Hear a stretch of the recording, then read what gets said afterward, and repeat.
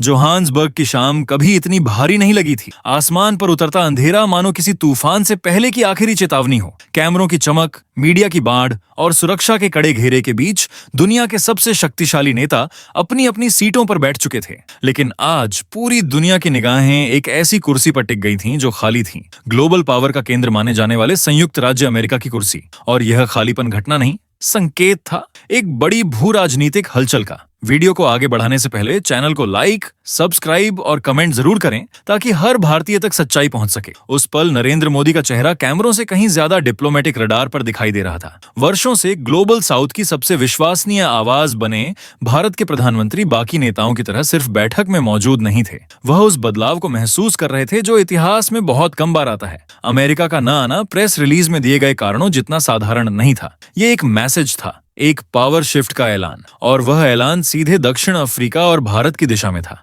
G20 के मंच पर गवेल उठने के साथ जो खामोशी छाई वह सामान्य नहीं थी। जब भी गवेल अगली मेजबान राष्ट्र को सौंपा जाता है, अमेरिकी प्रतिनिधि हमेशा मौजूद होता है। पर इस बार मंच पर वह कुर्सी खाली थी और पूरी दुनिया ने उसके पीछे का साया महसूस किया। यही वह क्षण था जब दुनिया समझ गई कि सिर्फ एक कुर्सी नहीं, विश्व व्यवस्था हिल रही है। पश्चिमी मीडिया ने इस पल को इतिहास का सबसे असहज कूटनीतिक क्षण कहा, लेकिन असल कहानी कैमरों से दूर चल रही थी। Back stage power struggle. कुछ विश्लेषकों ने इसे दक्षिण अफ्रीका के एजेंडे से ट्रंप प्रशासन की नाराजगी बताया, लेकिन एक और गहरी सच्चाई भी थी। भारत के नेतृत्व का राइज कई वैश्विक ताकतों के लिए असहज हो रहा था, और जो राष्ट्र भविष्य की राजनीति को नियंत्रित करना चाहता है वह इस बदलाव को आसानी से स्वीकार नहीं करेगा। मोदी इस घटना को अपमान नहीं, अवसर की तरह देख रहे थे। अमेरिका की अनुपस्थिति खालीपन नहीं, सत्ता के पुनर्वितरण की शुरुआत थी। इतिहास गवाह है, जब भी नेतृत्व में वैक्यूम बनता है कोई नई शक्ति उभरती है। और इस बार दुनिया की निगाहें चीन या रूस पर नहीं, भारत पर थीं। भारत वह राष्ट्र बन चुका था जो सिर्फ प्रतिभागी नहीं, दिशा तय करने वाला बन रहा था। और तभी हुआ वह दृश्य जिसने पूरी कहानी को पलट दिया। पहली बार उद्घाटन से पहले ही दिन लीडर्स डिक्लेरेशन जारी हो गया। G20 में यह दस्तावेज हमेशा आखिरी में आता है, तमाम मतभेदों और विवादों के बाद। लेकिन इस बार ग्लोबल साउथ की आवाज इतनी मजबूत थी कि फैसला अमेरिका की मंजूरी के बिना हो गया। इतिहास में इससे बड़ा संकेत और क्या हो सकता था कि वैश्विक नैरेटिव बिना अमेरिका के आगे बढ़ गया। भारत ने इसे केवल समर्थन नहीं दिया, इसे संभव बनाया। दशकों तक भारत को एक विकासशील की पंक्ति में गिना जाता रहा, लेकिन अब भारत विकसित और विकासशील दुनिया के बीच सेतु बन चुका था। और यह नया संतुलन सिर्फ नीति नहीं था, रणनीति थी। भारत का संदेश स्पष्ट था, दुनिया का भविष्य एक के वर्चस्व पर नहीं, संतुलन पर चलेगा। रामाफोसा का हॉट माइक्रोफोन स्टेटमेंट, वो सिर्फ इट वॉज नॉट इजी, केवल 3 शब्द थे, पर उन्होंने पूरी अंदरूनी लड़ाई खोल दी। पश्चिमी देशों के दबाव, अर्जेंटीना की असहमति और मतभेदों को डिप्लोमेसी की ढाल से पार करवाना आसान नहीं था। वहीं भारत ने ऐसी रणनीति अपनाई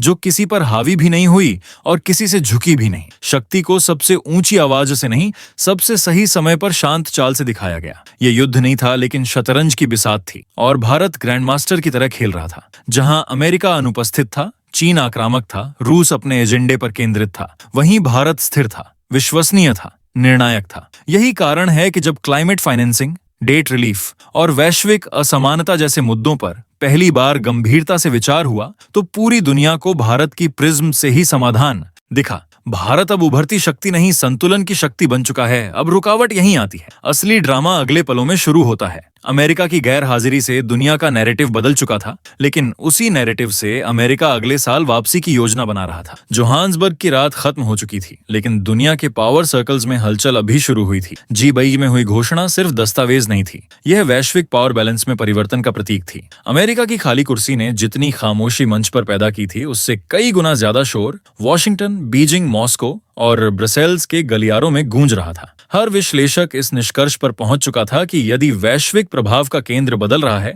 तो उसकी दिशा भारत की ओर है। अमेरिका की रणनीतिक अनुपस्थिति ने उसका अहंकार बचा लिया, लेकिन एक कड़वा सच भी उजागर कर दिया, अगर वह नेतृत्व की कुर्सी छोड़ता है तो कोई दूसरा उसे भर देगा। इस बार वह दूसरा चीन नहीं, रूस नहीं, बल्कि भारत था। भारत की उपस्थिति ना आक्रामक थी, ना टकराव वाली, लेकिन निर्णायक थी। और यही कारण था कि यह बदलाव पहले से कहीं अधिक शक्तिशाली हो गया। दक्षिण अफ्रीका में मंच पर खेले गए प्रत्येक शब्द और प्रत्येक निर्णय ने अगले साल होने वाले अमेरिकी G20 आयोजन पर एक लंबी छाया डाल दी थी। दुनिया समझ चुकी थी कि आने वाला सम्मेलन सिर्फ अंतर्राष्ट्रीय सहमति खोजने की जगह नहीं होगा, वह शक्ति की पुनर्स्थापना का युद्ध क्षेत्र होगा। वॉशिंगटन के लिए जोहान्सबर्ग की रात एक चेतावनी थी, भारत के लिए वह घोषणा थी। राजनयिक सूत्रों के अनुसार अमेरिकी थिंक टैंक्स में एक ही चर्चा चल रही है, अगर भारत नए विश्व क्रम का चेहरा बन रहा है तो उसे टेबल पर लाना होगा या टेबल को फिर से डिजाइन करना होगा। लेकिन बात स्पष्ट है, ये वही भारत नहीं जो केवल आमंत्रण का इंतजार करे, ये वह भारत है जो मेज तैयार करने की क्षमता रखता है। मोदी की विदेश नीति ने दुनिया को एक बिल्कुल नया फॉर्मूला दिया। शक्ति के लिए टकराव आवश्यक नहीं, योग्यता पर्याप्त है।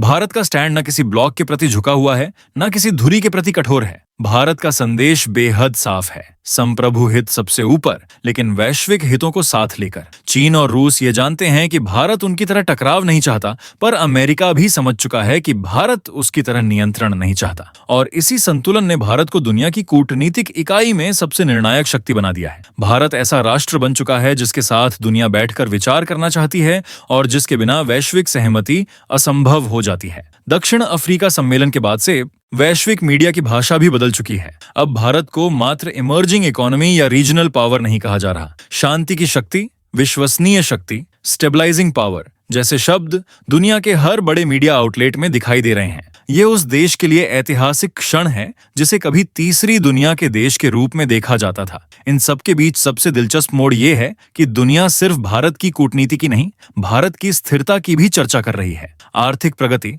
डिजिटल क्रांति, रक्षा क्षमता, अंतरिक्ष उपलब्धियां, इन सभी मोर्चों पर भारत ने जो स्थिर और टिकाऊ विकास किया है, उसने भारत को सिर्फ रणनीतिक विकल्प नहीं बल्कि रणनीतिक आवश्यकता बना दिया है। ये वही बात है जिसने पश्चिमी देशों और पूर्वी गठबंधनों दोनों को भारत के मूल्य को स्वीकार करने पर मजबूर किया है। लेकिन असली ताकत वहां दिखाई देती है जहां भारत की विदेश नीति सबसे कठिन परीक्षा से गुजरती है, जब भारत को अमेरिका, रूस और चीन तीनों के साथ रिश्ते संतुलित रखने होते हैं और फिर भी निर्णय स्वतंत्र और भारतीय हितों के अनुरूप लेने होते हैं। ये क्षमता दुनिया में किसी और राष्ट्र के पास इस रूप में मौजूद नहीं है और इसी वजह से भारत रोशनी में नहीं, स्थिरता में नेतृत्व कर रहा है। अगला G20 सम्मेलन अमेरिका में होगा। अमेरिका उसे अपने लिए पुनर्प्रतिष्ठा का मंच बनाना चाहता है। चीन उसे प्रभाव का मुकाबला बनाने की तैयारी में है। यूरोप उसे संतुलन की वार्ता बनाकर देख रहा है। लेकिन दुनिया जानती है कि आयोजन चाहे किसी के घर हो, नैरेटिव वहीं सेट करेगा जिसकी विश्वसनीयता सबसे मजबूत हो, और आज वह शक्ति भारत के पास है। अमेरिका को पता है कि अगर वह अगले सम्मेलन में फिर से हावी होने की कोशिश करेगा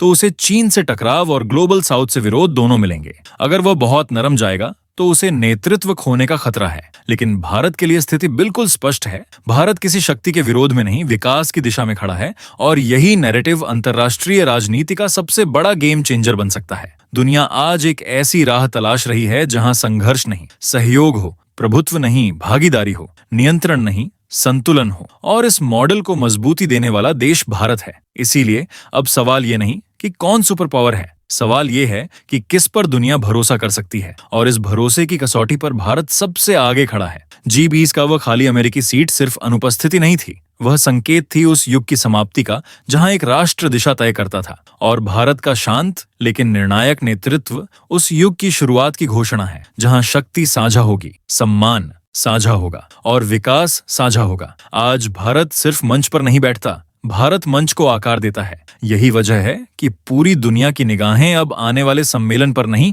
भारत के अगले कदम पर टिकी हैं, क्योंकि आज वैश्विक व्यवस्था एक ही बात स्वीकार कर चुकी है, भारत अब दुनिया की राजनीति का हिस्सा नहीं, भविष्य की राजनीति का आधार है। अगर आपको भी लगता है कि भारत अब केवल भाग नहीं ले रहा बल्कि दुनिया का भविष्य तय कर रहा है, तो इस वीडियो को अभी शेयर करो। जितना ज्यादा फैलाओ उतना ज्यादा भारत की आवाज ताकत बनेगी। कमेंट में लिखो, भारत नेतृत्व कर रहा है। और अगर आप ऐसे ही सच्चे जियोपॉलिटिकल अपडेट्स चाहते हैं तो चैनल को अभी लाइक, सब्सक्राइब और बेल आइकन दबाकर जुड़ जाओ, क्योंकि नई विश्व व्यवस्था बस लिखी नहीं जा रही, भारत उसे निर्देशित कर रहा है।